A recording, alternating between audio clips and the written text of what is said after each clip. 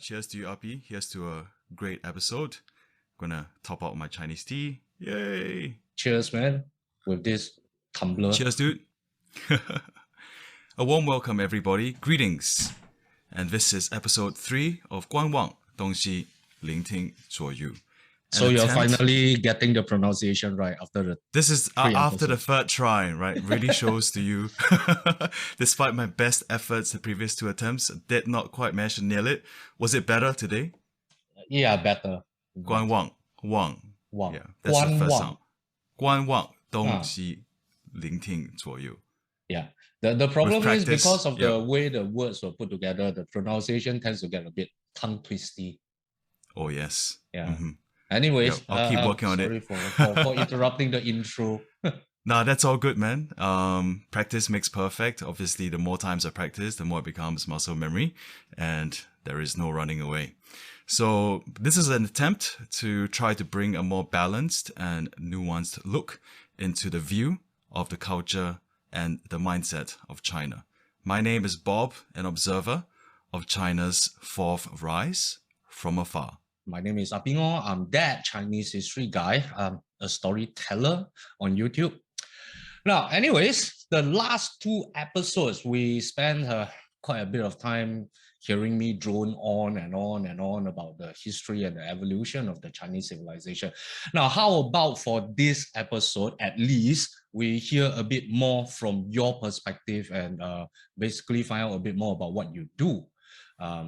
So for all of you watching or listening in out there, while my passion and work basically deals more on the ancient history and evolution of the Chinese people, Bob has been, neck deep in research on the more modern evolution and development of the entire Chinese diaspora. I think we mentioned that's like what, 30 million people worldwide. Is that right? Yeah, the numbers are difficult to verify. I think it ranges from 30 to about 40 million.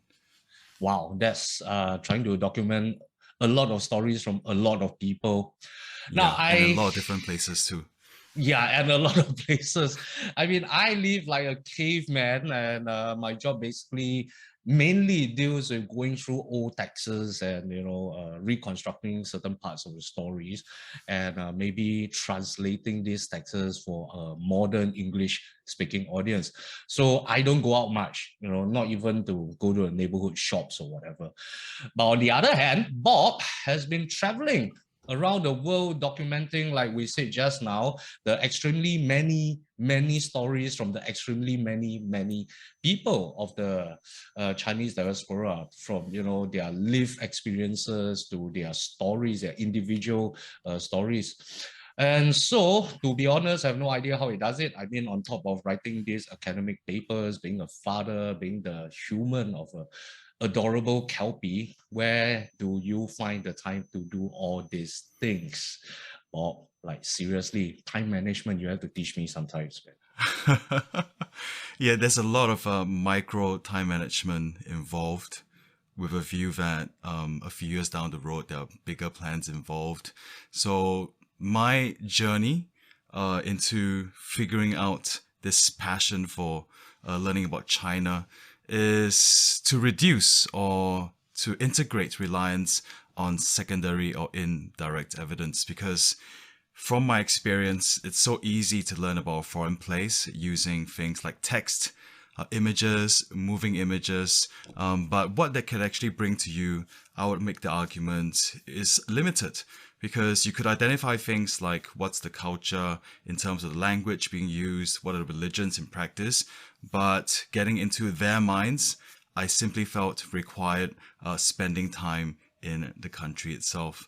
So from a distance, when we, for example, look at maps like China, right? China is bordered with Mongolia, there's Russia, to its west, there's Kazakhstan, they've got Pakistan, there's India, there are tons of countries surrounding it.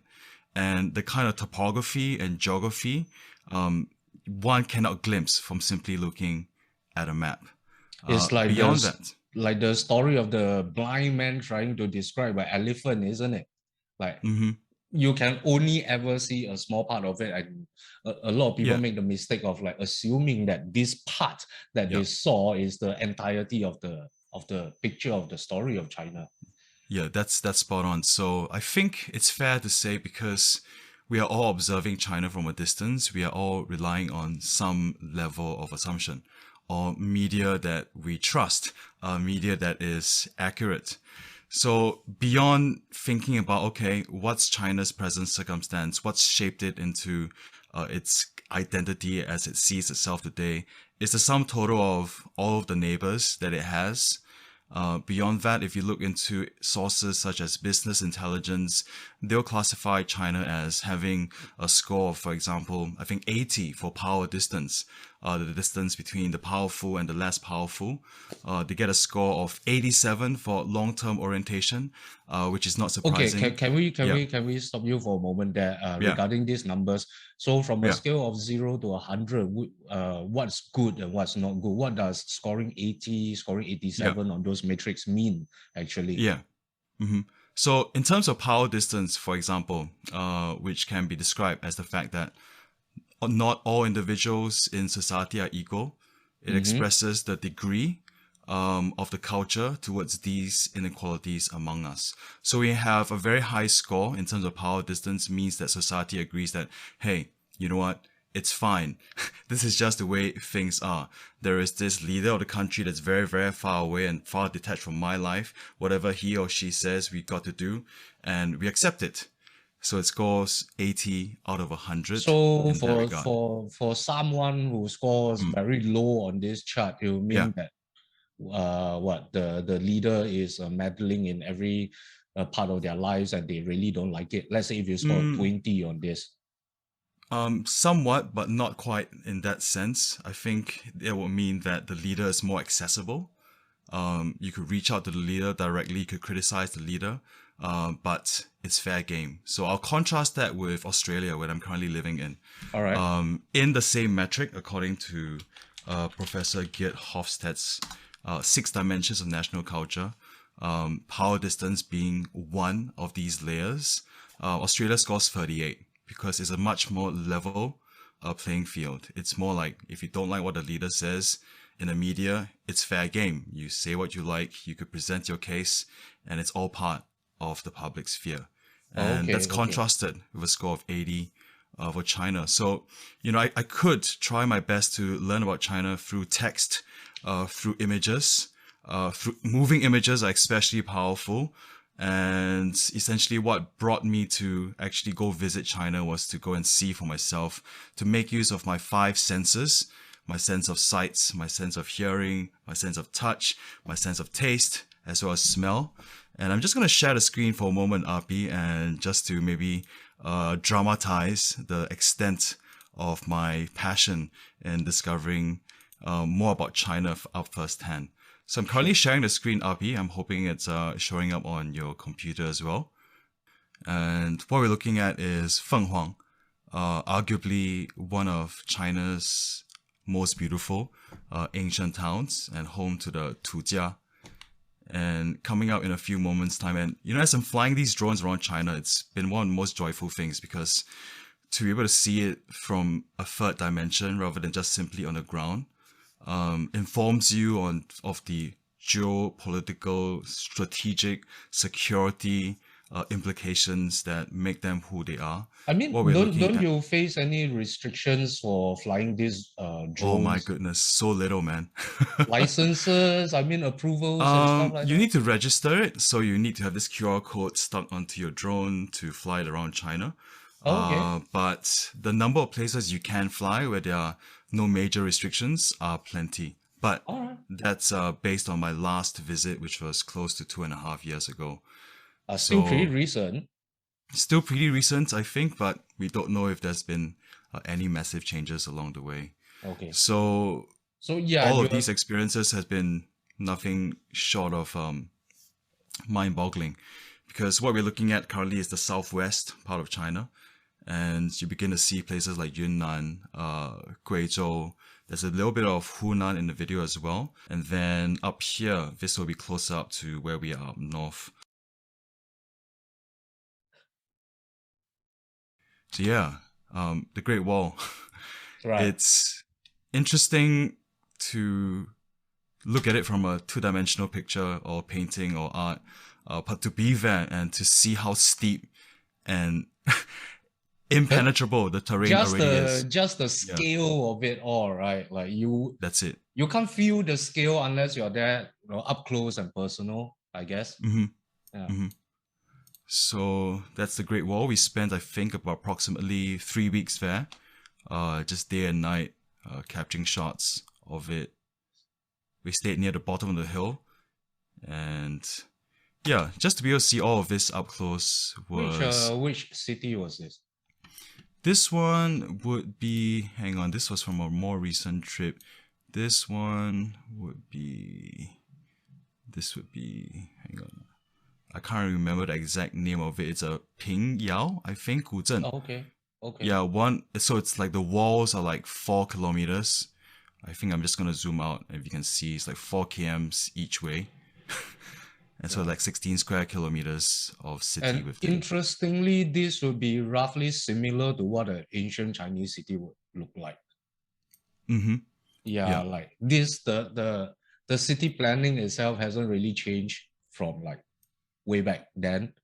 And Correct. now the pictures that you showed us, it will look very similar, even like 1,000 years ago. That's what a cityscape would have looked like back then. Yeah. Yeah, so to experience culture in that way, where it's not just the language being spoken, but the way that they organize themselves, how they organize themselves in urban areas, the relationship with the rural, all of that has been very, very insightful. So through that, I began to reframe questions of who I am, questions which I used to ask myself in English. And because I played in a band, we wrote many songs addressing such a question, who am I? Thinking of the question using a different framework, a different window. And I think it was back in 2008 where I made the trip to Shantou, which is the ancestral town of my grandfather. Before we get there, Mm. you mentioned something very interesting. You started to Yeah. frame the question to yourself rather than in English. You frame it to yourself Yeah. in Mandarin or Chinese. So, was there really a difference just by switching that language in your head that you kind of think differently or something? I'm not sure if it completely switched my worldview, but what it did was um, help me get comfortable with this kind of cultural DNA that I had inherited. Being mindful that the language and how it's written, for example, the characters, the culture, the word, the way of thinking, its preferences, its attitudes, its behaviors. It helped me to find a center, I guess, to calibrating who I am. So having a mixture of both questions. So yeah, basically what I'm saying is you are actually finding a different side to an answer when you use a different language to frame it to yourself. Is that am I correct in assuming that? Yes, that would be right. So every time you use a different language, it's a completely different worldview because you use different words and terms that describe things that will be different from other cultures, or language used because it's predicated on a particular piece of history. So being able to ask myself that question in another language, I felt was very useful in finding balance. And having found that answer, and that was the answer that kind of like propelled you into going to find your own ancestral home, going back to Shantou or Shuatao for that matter. Am I right to say that? Mm-hmm. Like, wow. That was the tipping point. That was a tipping point. That was the tipping point. The one answer you found that actually led to more questions for you, I guess. Yeah, so there's like a gold mine of discoveries to make, which were related to the place of my ancestry, the lineage. So it's really fascinating. Yeah. So you were in the middle of telling us about your Shantou story where you went back to find ancestral roots. Sorry, we tangent also far from that because of a question That's I all asked. good. Yeah. That's all good. Yeah. So back to Shantou, which I visited in 2008.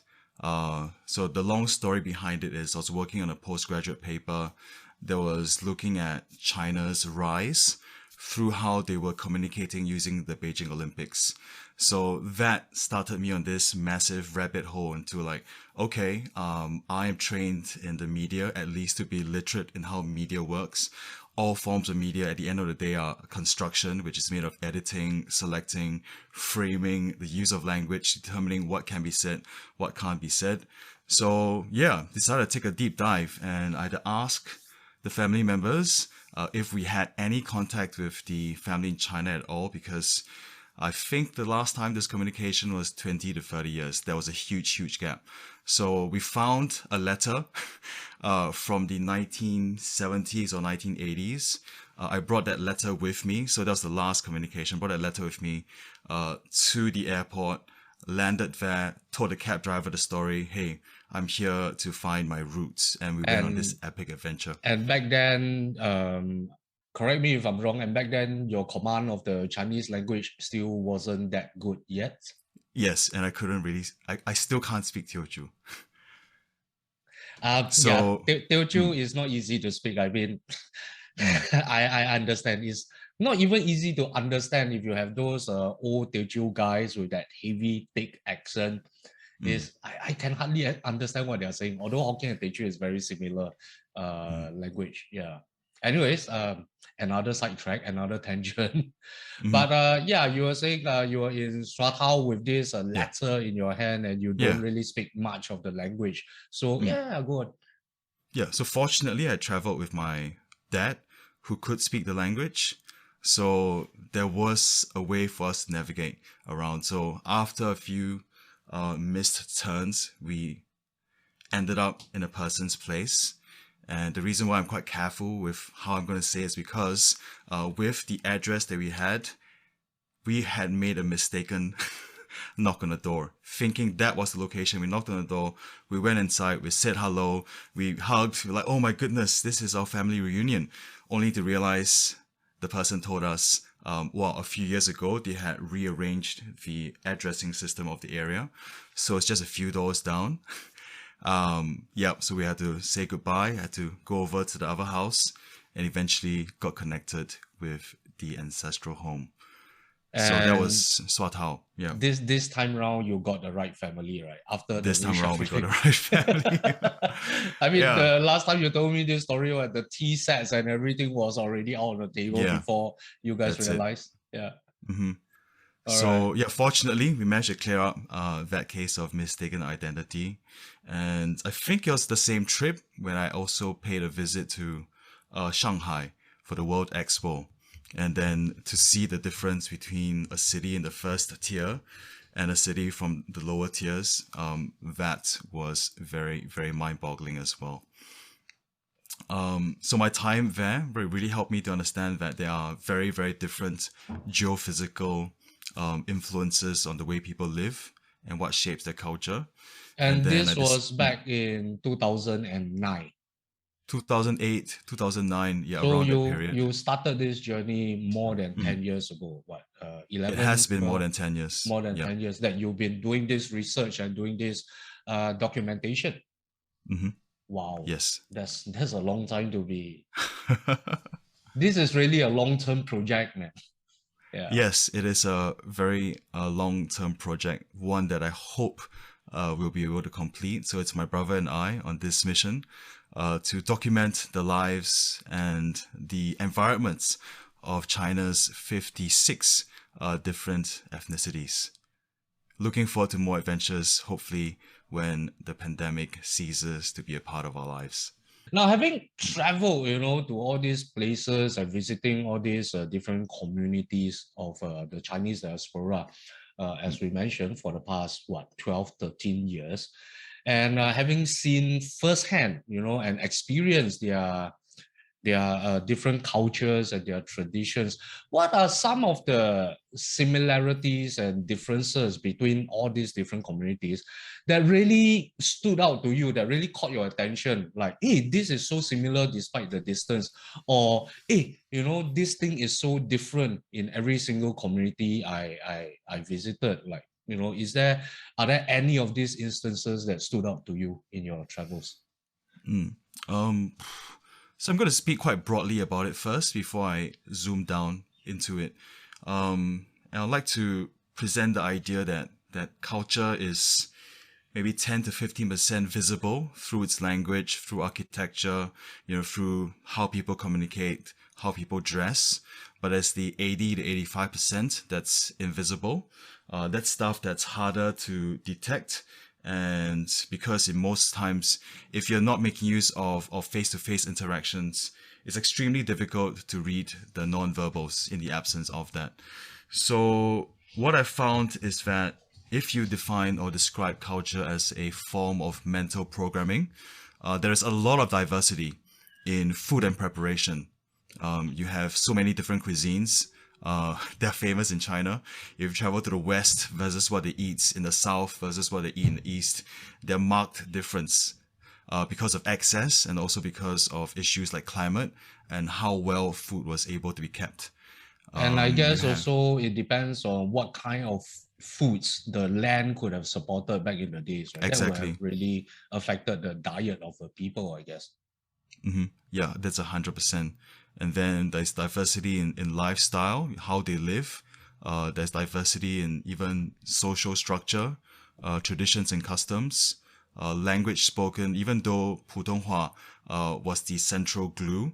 But many a times these people could speak like multiple variations of like different dialects and of different ethnic groups. You have diversity in terms of what they wear and what it means to wear what they wear. You have diversity in ethnicities. As I mentioned before, we're looking at 55 minorities plus the Han majority. So there's 56 officially recognized ethnicities.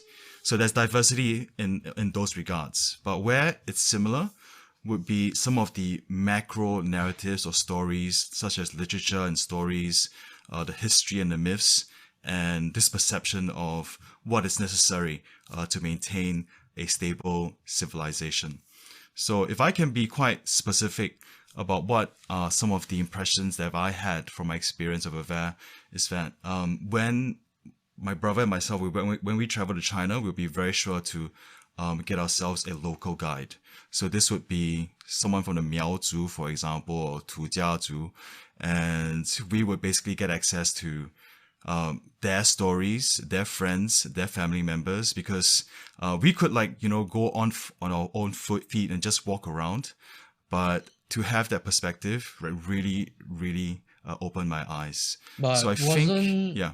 I mean, isn't a common what do you call that? A criticism of these local guys is that a lot of times what they do is pretty manufactured. You get what I mean? Like they bring you to specific spots or tourist traps or something like that to just show you, this is the culture and tradition. Wouldn't that be a problem when you get a local guide, like you say, or do you just find someone locally to bring you around? Yeah, actually, that's a very, very good point. So, we would get just a single guide just for ourselves, and beyond the guide ferrying us from place to place, it's literally ourselves walking around, doing the talking, doing the conversations, and doing the videography. So, yes, to a large extent, they determine what we experience. They determine what we see and what we fill our memories with. So yeah, I think I'll take that on board for the next trip up to China, some time when it's just purely free adventure. Thank you so much for the insight. Yeah. Right. So regarding these similarities and these differences, so why do you think they happen the way they did? I mean, are there these common motivating factors for their development happening in that particular way, or are they all a kind of a product of their individual situations and their circumstances, like localized problems? So which is more likely? What do you think? Yeah. So when I think about China, I think about the micro and the macro narratives. You have 1.4 billion individuals, and as a result of that, 1.4 billion narratives. So there are plenty of differences at the micro level, but by and large, I think they are shaped by consciously or unconsciously by the macro and institutional narratives that they consume and are fed. In terms of geography, climate, proximity, locality, they're extremely powerful determinants of their identity, as well as what they feel they're able to accomplish and do. We just call that agency. And from my travels, I've seen the North, the South, the East, and the West. They present very, very highly different circumstances. So if I could bring up a map for reference again, and just give me a moment to bring that up online. Here we have China. Okay. And what has to be said is that you have a number of circumstances that determines what the people can or cannot do. You have over here, you've got Myanmar. To the south. To the south, right? You have Bhutan, you've got Nepal. And what's over here is basically the Himalayas. Right. The natural barrier, the natural borders between China and these southern states. And also at the same time, a great source of water. Right. Because of Tibet. Yeah, because of the amount of fresh water that's locked up over here, which eventually leads to the two rivers that you've spoken about, Changjiang as well as Huanghe, right? Right, the Yellow River and the Yangtze River. Yeah, correct my geography if I'm wrong about this. It's certainly not my strength. But from what I've studied, right, you've got all of that water feeding down towards China. And you notice that in some studies, a lot of the population in China is concentrated along the coast. And it really starts to thin out as you start going towards the center or even further out to the west. So you look to the west and see that there are a number of countries bordering as well. How many of them were or are friendly to the Chinese? You've got Mongolia to the north. You have got Russia right above it. You've got the two Koreas and hemming China in, preventing it access to the Sea of Japan. Of course, it's Japan. You have Taiwan. You've got the Philippines. And what you're really seeing is a country with a heck lot of neighbors. The most neighborly country in the world. Yeah, I'm not sure if that is indeed the case. Maybe we should double check up on that, but that'll be an interesting fact to go and find out. Yeah, to share borders with the most number of states. I mean, do any of our viewers out there know which country has shares the border with the most countries? You can leave it in the comment section and let us know. Yeah, certainly appreciate that. And I contrast that to Australia, where I'm currently at. And yep, no neighbors. No borders, that's constantly pressuring the populace. Well, you got Papua New Guinea and Indonesia to your north. Mm-hmm. Yeah, so you could count them with a single hand. When it comes to China, you have a lot of external forces pressing it in. And most importantly is they are sharing land borders, not sea borders, which would be even more immediate, I guess, threat if you are looking at it that way. Mm-hmm. Yeah, so you find that people in the north are somewhat different from those in the south. We spoke about this a little bit last week. People who live along the coast, their habits, their behaviors might be slightly different from those who are living more inland.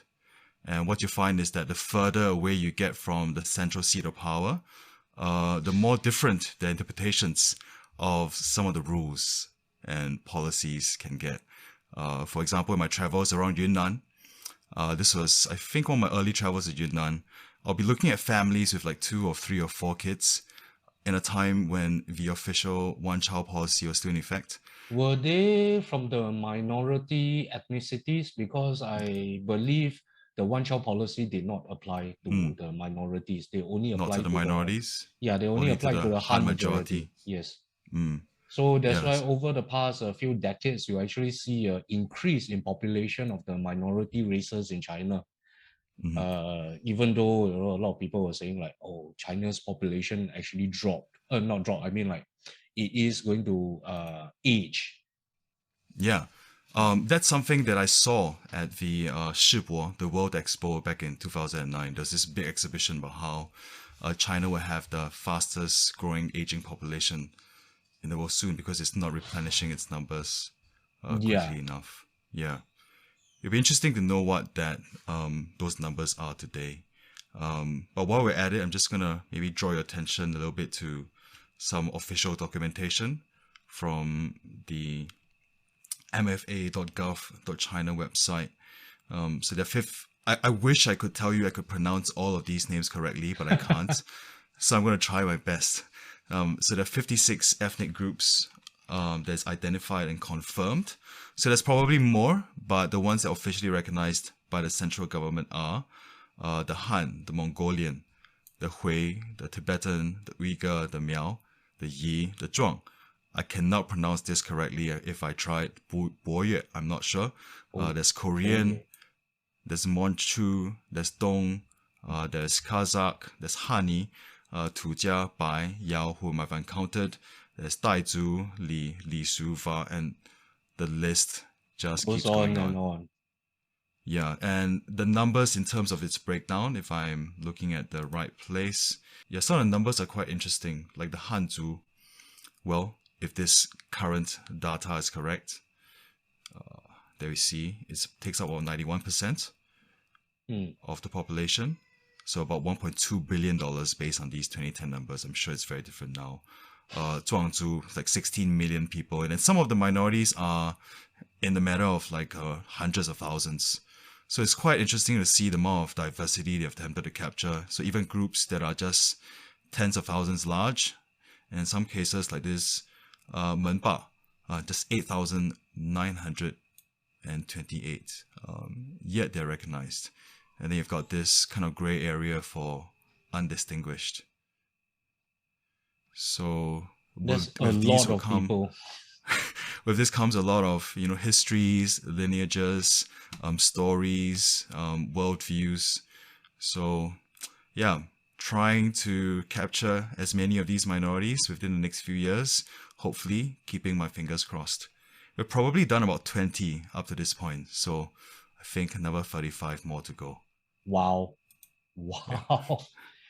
And after that, you'll be going out to the wider world to document the lives of overseas Chinese, I presume.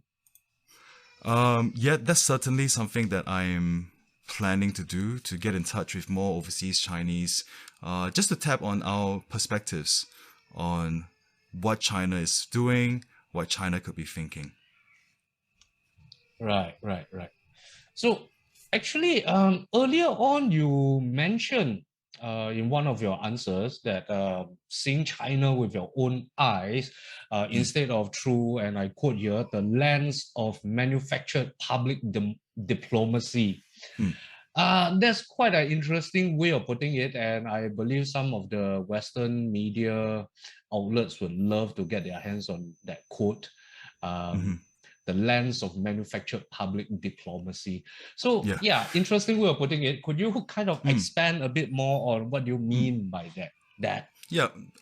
I'm just wondering if our viewers or listeners back home spend any time on YouTube at all.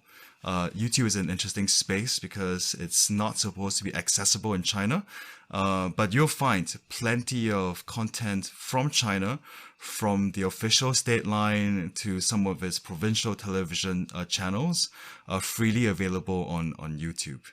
And what you're seeing and what you're experiencing via YouTube is China trying to directly connect with foreign publics. So there's intention behind it. And public diplomacy essentially is the art and craft of governments trying to connect with foreign audiences. And what I've been able to see on YouTube is a real effort to try and tell China's side of the story. But then with any kind of media story, it's at the end of the day a construction, right? Made of semantics, the meaning of words, organized according to a certain set of grammar, semiotics, trying to represent a specific meaning. But at the end of the day, it's all constructed versions of reality, right? There is an editor involved, there is a publisher involved, there's distribution concerns involved in its making. So on that token, I think it's fair to say to have a balanced perspective on China requires a diet that, yep, could involve some of these manufactured, constructed, direct from government public messages, but you should definitely keep the diet open to other sources as well, such as personal accounts, and if as far as possible, traveling to China for yourself, immersing yourself in its culture, or making friends who are Chinese. So basically, what you're saying there is, at the very least, you can watch some official content, but a better option would be watching independent content that are made by actual people in the actual region themselves. That's And correct. the best way of getting to know or to study all these different cultures, traditions, these people would actually be to make a personal trip and to be there personally to immerse yourself in a first-hand experience, to see everything with your own eyes. But I mean, that is not really a very feasible option for most people, isn't it? I mean, not everyone can, or not everyone can, or at the very least, not everyone are as crazy as you are Yeah. to Yeah. want to, travel across the whole Yeah. China, or to document all these people. So this must have taken a lot of a deep passion. This must have been a deep passion for you. Hang on, there's a few things to unpack over here. I'll start with the deep passion. Yeah. I think the answer to that would be it's an unexpected journey. I did not realize it will consume so much of the time and resources. And I mean, it is kind of crazy, right? From one movie to yeah, to like traveling around China, documenting people. That is quite a wild yeah, jump from stage one to where you are. yes, Like, that's crazy. I mean, yeah. does your role as a media observer or media Mm, lecturer have anything to do with this decision to do what you're doing yeah, now? yeah. I mean, you are You've involved hit with media, you've hit the nail on the head. right? It's just this understanding that if as far as possible you could balance your diet of information with both secondary, because sometimes it's inevitable, it's because it's impossible to travel, we've got to rely on mediated information. That is something that we can't avoid, but to be able to add in a dose of first-hand primacy, right, just gives a little bit more nuance. And in the absence of that, rather than tuning into officially constructed reports and messages, as you mentioned before, go and find content made by the Chinese people. Go and watch, for example, some of the Chinese variety programs, and you would find such an interesting diversity of thoughts and opinions from a group that one might very often make a mistake of painting with a single brushstroke. So basically, what you mentioned earlier regarding the official government line in popular media, I mean, that is what a lot of the Western people, the Western media are having a problem with, right? They are saying that, that is the official propaganda line of the PRC, and that's what the Western media say, oh, we will not allow this kind of things on our side of the equation. But isn't it true that there's a lot of that official line or official position thing going on in Western media as well? I mean, you were saying that there are manufactured content and Yeah. public diplomacy going on in certain cases, but isn't it true that it's happening everywhere, not just in one particular place or just one particular government? So, if I'm reading the question correct, you're asking about is this phenomena repeated in the West? Yes. The manufacturing of consent through manipulation of the media, framing messages or stories in a specific way. The answer to that will be yes as well. So it's a universal issue, basically. That's Everyone is correct. doing it. That's correct. Okay. And to have that balanced perspective requires abandoning, I suppose, a passive approach to the consumption of information, and wondering who constructed it, whose agenda does it serve, right? This message, and then go and finding as many different perspectives as you can along that line of diversity, from those who are on the polar ends all the way down to who's in the middle, in the absence of being able to be there for yourself. I think mean, not everyone can afford the amount of time and effort it takes to actually dig through all this information that's available out there as well. Yes, that's correct. There's such a huge saturation and mass of information to sift through. Right. And that's why it also bred a lot of distrust into our media institution nowadays. Would I be accurate in saying that this is part of the cause of the mistrust in media that we have? The distrust in media. Wow, that's a very tricky subject to unpack.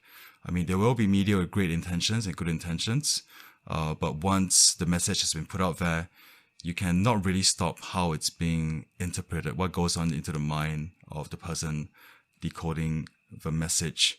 In terms of media distrust, I would say to keep an open eye to all media, including ours. Including ours. Try and consume as many angles to the conversation as possible to help you find the median amongst all of the saturation. So, media literacy, being mindful that everything that's put out there, there's a thought process behind it. There's pre-production, there's production, there's post-production, there is selection, there's editing, there's leaving stuff, taking stuff away, there's putting stuff inside. So, as long as one's mindful that whatever information we are consuming is constructed, I think those will help us to locate the necessary gaps to keep us informed. So basically, when we see something or hear something, first thing we should be thinking about is follow the money. Follow the numbers, right? One way to look at it is to go look at the numbers instead. And then with that, I'll draw your attention to maybe this is something we can take a closer look at, because this is a visualization of China over the last 200 years or so. So I'm going to start sharing the screen once again, and it should be popping up right now.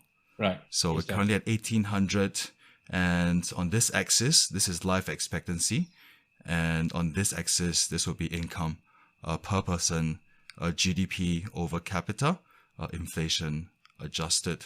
So Abi, I'll need your help with this one because you're more familiar with Chinese history than I am. Back in the 1800s, this is where China was located relative to the competition. So not exactly near the top of the pack. 1800, at least according to the data in gapminder.org, was leader of the pack with $4,810 per person, GDP per capita, and then followed by the United Kingdom, and China was somewhere around here. If I were to just very quickly fast forward before I to play back the entire thing, this is where China is today. Making more money and living longer. Yeah, and based on these numbers alone, you can tell, has there been a trend of progress? And let's fast forward back again, and maybe we could start to unpack some of the events or incidents that caused these changes. So we're currently at the year 1800.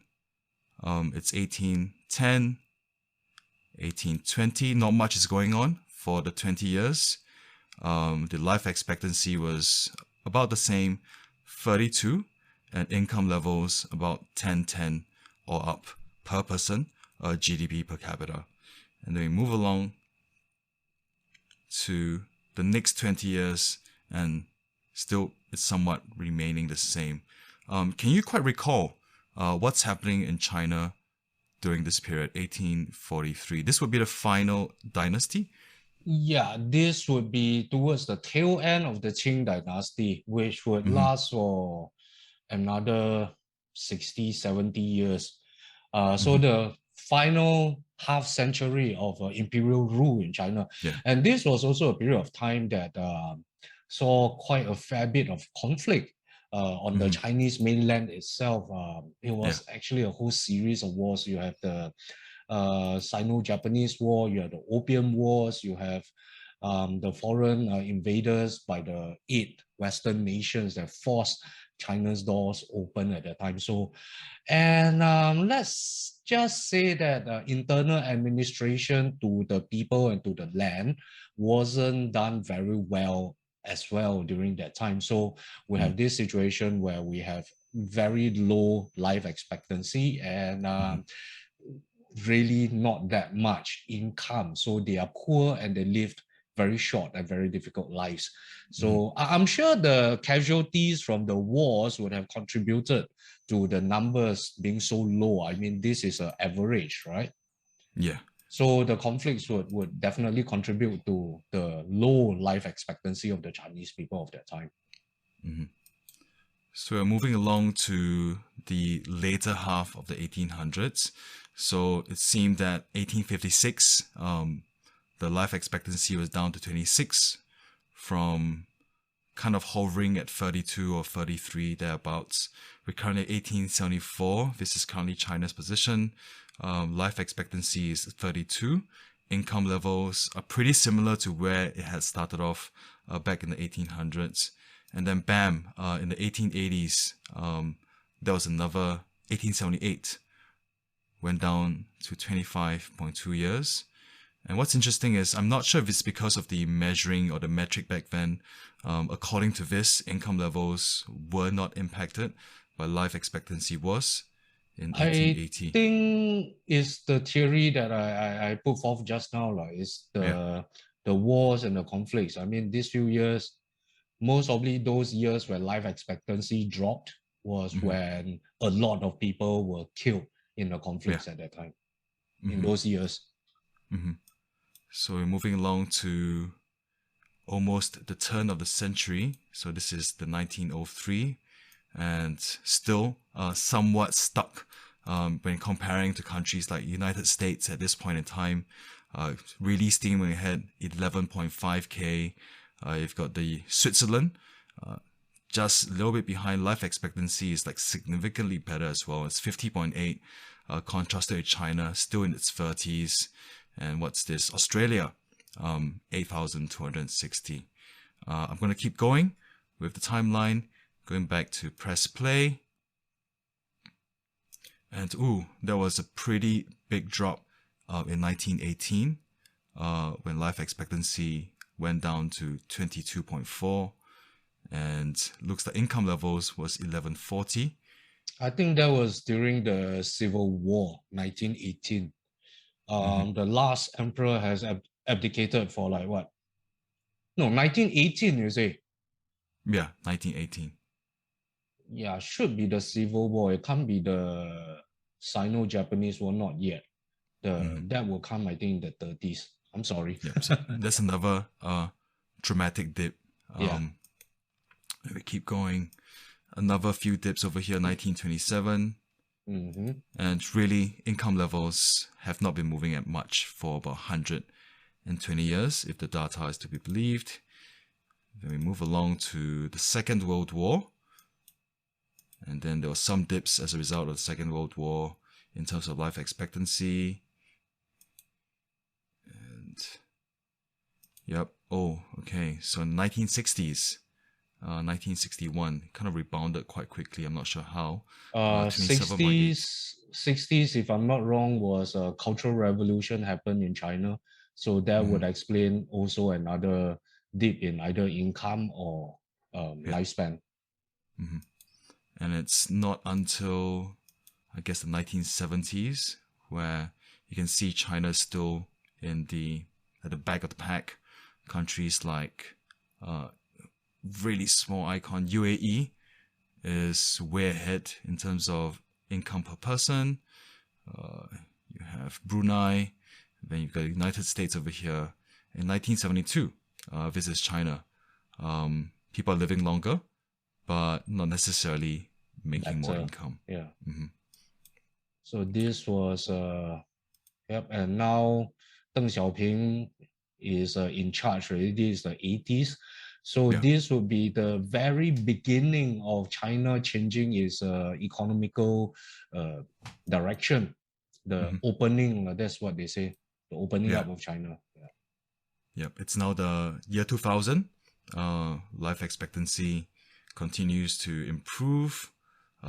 Income levels per person measured in GDP per capita continues to improve. And then that brings us to 2021. And it looks like it's been just getting better in terms of income levels and life expectancy in almost a straight line. I mean, if you compare it to the earlier days where they just jump up in terms of life expectancy and income, I mean, at least from the 80s onward, it's been a reasonable growth. I mean, we could hardly call that result reasonable, but at least compared to the early days, that was more reasonable. Yeah. At least you could see that the Chinese people have found a direction from the early 80s onwards, and they've been going steadily in that direction for the past 40 years or so. Yeah. So yeah, you've got text for evidence, you've got numbers for evidence, you've got pictures, you've got moving images, and if you could add in personal accounts such as our conversation into your diet of news on China, that may just give you a more balanced perspective. Well, that was a very interesting take. And yeah, I get why it's important to consume a mixture of different media to at least balance out our to balance out our media palette. I guess that's what I'm trying to say. And but what we have growing up, at least for our generation, we spend the majority of our lives listening to just maybe one version of the story or one angle of the story, specifically the angle from the West. I mean, we grew up watching, as children, we watched Western cartoons. As we grew older, we watched Western TV series, listen to Western music. Basically, we could say that we are very Westernized Chinese, wouldn't you say so? The point I'm trying to make is that all our lives we've been only hearing one side or one angle or one producer, and suddenly now we have this explosion of so many different options to choose from. So, in your opinion, in your view, as a media observer, have you seen the Chinese people trying to connect with the wider audience, like to take advantage of this explosion? Have they been doing that, and how have their results been so far, do you think? A number of things they're trying to do to connect with wider audiences, and that will involve, for example, the film industry. There's been huge investments in the film industry, both not only to impact its local market and local audiences, but also to share a slice of its identity and its culture to those outside. Some films that I watched recently that I somewhat enjoy, I know we will have a contrasting take on this, would be Wandering Earth, 流浪地球, which was interesting because science fiction was not really part of the Chinese psyche. But then for the longest again, time. It's an emerging genre, isn't it? surprisingly, I guess this is another case of like what we said last week. If we want to learn something, we want to do something, we want to do it really well. Yeah. So actually, one of the biggest sci-fi novel in recent years is actually from a Chinese writer. It's called, I think you've heard of this before, the three-body phenomenon or something, Santi. This is like the biggest sci-fi novel to have been written, like at least in the decade or for the last 2 decades. It's got like tons of awards. So yeah, interesting that you brought it up that, sci-fi was never really a very Chinese thing, but a Chinese author just got best sci-fi of the decade. And is getting adapted into a TV show as well. Like, Oh Who wow. would have thought? Who would have thought? Who would have thought? Who would Indeed. have thought? Yeah. So you were talking about the Wandering Earth, the movie, and you were saying that it was interesting. How so? What do you mean interesting? Storyline, effects, or Yeah. So what makes science fiction interesting is it helps us to create hypotheses on this weird and unknown situations and then presenting solutions to it, right? And what makes science fiction different from, say, fantasy is that the solutions are not in the hands of the gods or the demigods. Solutions are in the hands of the people. And the way Wandering Earth approached finding a solution to their problem, I think is part of the wider narrative of common destiny. It's only through collaboration, it's through working together that we would find solutions for the future. So beyond the science fiction and the special effects and the narrative aside, I think what it is part of is this wider narrative of the Chinese trying to communicate this idea of the common destiny. That we're all so? in it together. In a way, I guess what I'm saying is China is trying to communicate a viewpoint from a rather high altitude, wouldn't you say Mm-hmm. so? Like they Mm-hmm. are not looking at specific sections of civilization or whatever. Like what you say just now, common destiny, they are trying to communicate that we are trying to coexist and this is us. Is that a right interpretation on my part of what you are trying to say about the message that China is trying to communicate through their media today? So once again, depending on what you consume, because you could be reading something that, for example, the Global Times says, and they're extremely hawkish and they don't make any reservations in pointing figures and drawing the line and going like, you are creating an anti-China narrative. They're very pointed in that way. But when it comes to my study of Chinese academic literature, the common theme I found with the Chinese model is that it's based on this idea of the common destiny in terms of how they would be treating foreign entities and other state actors. So that's my take on it, at least. I think it's really it's not in our interest to be in conflict. As you shared in our episode last week, the history of Chinese civilization, it has never really quite gone beyond its traditional confines that determined China today. And I think they're trying to send that message out.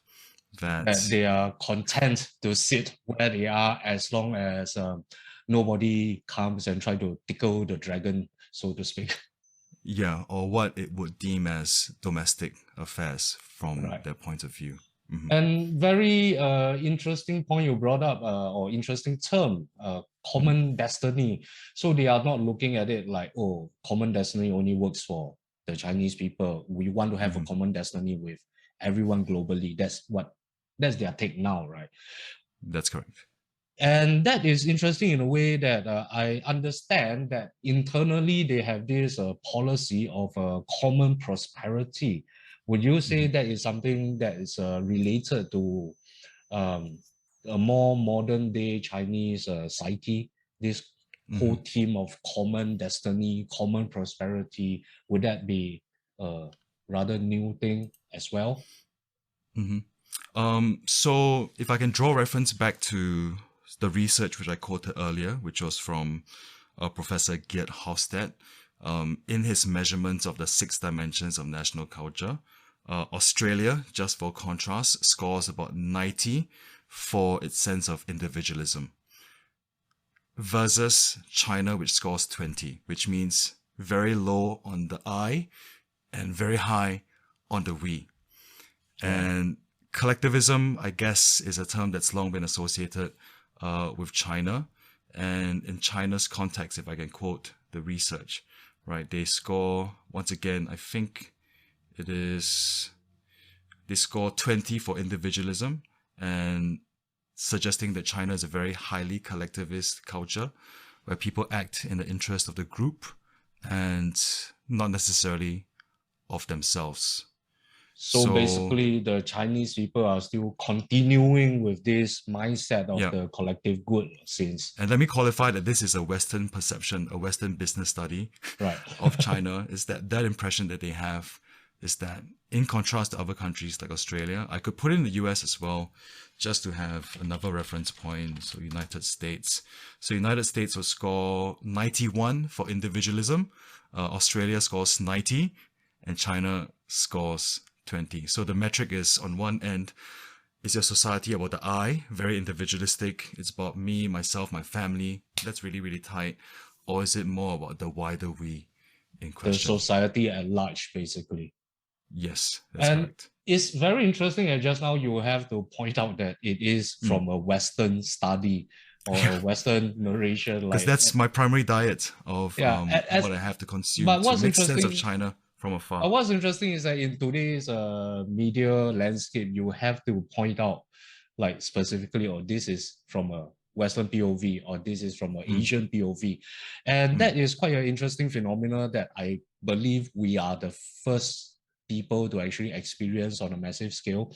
So, what are your takes that both Asia and the West, for want of better words, have significantly different views and narration on what they see as China? I need to calibrate my answer very carefully with this one, because to claim that I can speak on behalf of by the both way, East and Western spheres. This show is about our personal opinions, and you know, I drop a lot of very unpopular opinions. So, anyways, for the audience out there, these are purely our own personal opinions.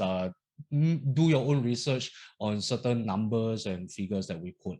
So Bob is going to quantify his next answer very carefully for all of us. I really need to fine tune it because based on my experience, which is studying in particular two news sources, the Global Times from China, as well as Sky News Australia from Australia. So I've been studying quite closely what these news outlets are saying about each other's countries very, very carefully. So you are basically the unofficial observer of a dodgeball contest, maybe? It's like I'm observing the ping pong match. I'm looking and observing where the ball falls, what kind of language is being used, how to describe the other. And what have been your observations so far? I believe you have a whole channel dedicated to So we'll put the links somewhere in the description as well if you're interested in this. But let Bob tell you more about what's his observation about this exercise so far. So there's this idea known as the othering offensive, which is a sharp power strategy. I mean, there's soft power, which is I influence you because I'm very attractive to you. There's hard power, which is you listen to me because otherwise there will be a tangible and physical response. And then there is sharp power, right, which is kind of like guilt tripping the other side into forming some kind of getting some kind of reaction. Sharp power, yes, SHARP. Sharp. So it's literally being antagonistic about your diplomacy. That's probably a very poor interpretation of that. But the othering offensive means, is there an intentional act of a country trying to construct or represent the other party as you're not part of us? You're clearly, this is the line, this is who we are, and this is who you are, right? So we are different and we are distinctive. Setting up us versus them narrative. Am I right? Despite the fact it's the 21st century, we are more globalized than ever before. We are more interconnected and interdependent than before. We're beginning to see this kind of divide emerge. Right. And this is what is called the othering offensive. The othering offensive, yes. Othering offensive. To intentionally construct and represent another party as the other, as a foil to indirectly fashion your own self-image. Like, what makes us us is how we're different from them. And it's very clear in the choice of words used in the Global Times and how they how they construct Australia, such as the leader of the anti-China vanguard, or the security guard of American interests, or So security guard of this is American coming from the anti-China agenda. China side. This is coming That's from correct. China's side. Yeah, and that Global is Times. like happens at a rate of like maybe 5 to 10 times per week, Right. which is quite intensive for what is a print newspaper. So it takes out a lot of real estate. If you Right. pick it out and read it, it's a lot of screen time and or eyeball time.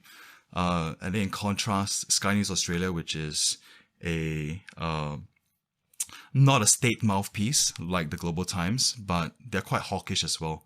So they will be quite pointed in painting like, like recently, Sky News Australia picked up on this article that's published in the Global Times, which led to the Prime Minister of Australia calling his competitor a Manchurian candidate. Oh, I think I'm not sure if you have picked up. I saw this article. Yes. Yeah, there's an article in the Global Times written by a former Australian diplomat about how a particular Australian politician will not be fit to run Australia because of, anyway, one thing led to another. And then the Prime Minister went into, I think it's probably went too far and labeled his competition a Manchurian candidate. But if one were to do the research, that would be quite far from the truth. Right, right. Mm-hmm. But this is so you're saying that this othering technique or strategy has been used by China's Global Times in very recent days. I can't say so for sure. I'm still in the middle of documenting. Right. I'm 3 months in, and I'm planning to keep doing this till sometime in October this year. So, but would it be true to say that the opposite is true as well? They are also using this technique on the Chinese people and on China. Correct. In the media from the West. Yeah. So, the nature of media today, you have the print version, which will be available to people locally. And then there's the websites and the associated social media platforms that they use to distribute their thoughts, whether it's Twitter, whether it's YouTube and beyond. So do you think there is a clear winner, I mean, for one or a better word, between what I would presume is a series of cut and thrust back and forth from saber this rattling? Saber. I think it goes a bit beyond rattling by now. It's like a whole series of like testing moves. Do you believe that's happening in the first place? Like, are the two major media blocks, I guess, the East and the West, are they, actually having a bit of like a test move against each other already by now? So are they trying to test the waters? Is it some kind of litmus test to see what kind of reaction they can provoke? I mean, in the media, basically, not like on the wider scale. Yeah. In terms of media representations, I would say that the West seems to be painting a picture, at least this is from my perspective, which is what you pointed out earlier. My perspective is that there is an overarching narrative that is, we have got to stop China before it breaks out of the first island chain. Right. China is currently hemmed in strategically by two island chains, and this dates back to the 1940s. So having an island chain involving Japan, Taiwan, Philippines to prevent China from being able to exit its own backyard. I think drawing reference to the map. To exert their influence on a wider scale, basically. To have a blue water presence, to have a navy that's able to conduct maritime operations. It's completely hemmed in by the first island chain. And so the message, what you're trying to say is that the Western message is contain this giant before it breaks loose. That seems to be the case. The general overarching. Yeah, and message. That is encapsulated in the alliances that have been formed. AUKUS being one, the Quad, the Five Eyes. So there are a lot of messages, at least, right, from the political alliances and how they're reported and how they're presented to audiences. That gives me this vibe that, hey, we've got to take care of this first island chain. before the Chinese military gets so strong that they'll no longer be able to contain it. But was it China's side that actually triggered this kind of narrative from the West, or was it like a case of China all along has been saying that the message we are sending out is we are content here, but you are always saying that I'm trying to expand. So which is it, or was it like China really did something to trigger this kind of narration from the West? I would say the answer to that should be a yes. Their operations around the South China Sea, the building of these permanent airstrips and platforms where they could project power, that's very real. That's caused a lot of dissent and dissatisfaction within ASEAN. And I think that is a real difficult problem to unpack. But which would tie back to a very early point that you made, or was it in one of our conversations, that a lot of times these kind of moves made by China, to the Chinese people, it is a domestic affair. It's things that are happening in their own backyard. So they could not understand why everyone else is so unhappy about what they are doing. So am I right to say that there's this contrast and this disconnect between the way both sides view certain incidents? Very much so, I would believe. From their perspective, a lot of these territorial disputes are domestic affairs, and they have a very clear policy of foreign non-intervention. I've studied that quite a lot in the last decade or so. But yeah, when it comes to what they think is a domestic affair or domestic dispute, it really makes them upset when you have an external party trying to put pressure. It's like going into someone else's living room and telling them how to do things. Yeah, because also leading back to your points about how they have such a long, continuous memory, some of these wounds go back a very, very long time. Some of these wounds will take a long time to heal. Especially from the century of humiliation where China was basically screwed over by practically everyone else on the planet in the 1800s that we were talking about just now. But anyways, wow, we actually tangent off quite a fair bit from what we intended. But to bring everything back to some semblance of normality from a professional point of view as a media guy, who do you think currently is doing a better job of getting their own messaging across?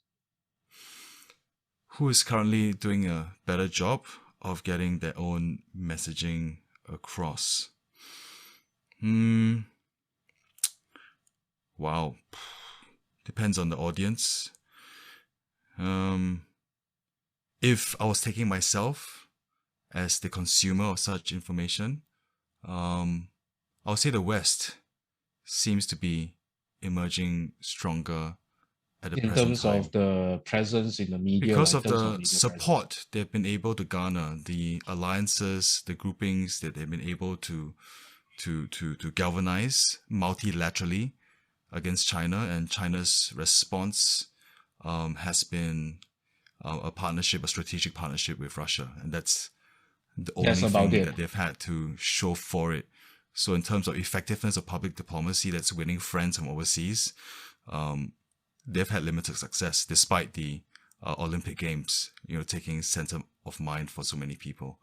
But at the moment, I think it will be the West. Right. So yeah, I guess you are right in a way, because I also kind of agree. I mean, I guess we had this conversation before where I said that the Chinese side of this whole media exchange seems a bit clunky to me at some points. Like they're still trying to figure out how to navigate this little area. They're still trying to figure out what it's all about and how to do it properly. That's the feeling I'm getting from that. Would you agree? So Yeah, I think I'll agree to some extent that it's going to take some more time for them to be able to create a message that will resonate with a larger audience. I mean, even reading through the Global Times, I can see sometimes that things could get lost in translation, right? For example, through the use of English, which is something that they've only become competent in the last few years. And I think, yeah, we can give them some time. They'll get there, hopefully soon enough. Luckily, we don't depend on Google Translate for international diplomacy. Imagine the chaos that would cause. And speaking of awkward, I mean, yeah, that's how awkward I'm feeling as well. Trying to bring this episode to close. I think we've spent some good time talking about the more recent development of the Chinese people and Chinese culture. I know it's quite a big, drastic contrast compared to the last two episodes, but yes, I know, awkward transitions. And by the way, if any of you out there listening or watching have any questions or have some topics that you would like us to talk about, keeping in mind that Bob is a media observer, a media guy. I myself, I'm a storyteller on Chinese history. So just let us know in the comment section below, and we do read through all of the comments, and we will try to respond to the best of our abilities. For example, Mr. Wan, I saw your comment for episode 1. Thank you so much for responding. And no, I refuse to wear the resplendent blue jacket of the most illustrious royal historian, and nor would I use the magnificent fan of the awesome imperial commander for any episode of this podcast. You have to wait to see them in action in my regular storytelling videos. And with that, I guess, Bob, thank you so much for your time today. We learned quite a fair bit from your perspective and from your profession. So thank you. Thank you so much for spending Thank you this very time. much indeed. Any thing you want to tell our audience at this very last 20-30 seconds? Consume a wide range of media before you make up your mind. Right. Read wider, watch wider, consume a wider range before making your mind and making your decisions. And with that bombshell, this is the end of episode 3 of Both Sides Now podcast. Thank you, Bob, once again, and I'll see you. Bye-bye. Take care. Bye-bye. 3, 2, 1, blah, blah, blah, blah, blah, blah, blah. Okay, stop recording.